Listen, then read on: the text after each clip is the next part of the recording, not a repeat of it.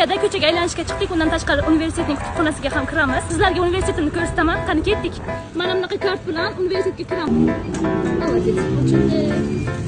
Universitet juda ham katta. Hamma yo'lda daraxt bo'lgani uchun mazza qilib aylanamiz. Xuddi parkga o'xshaydi.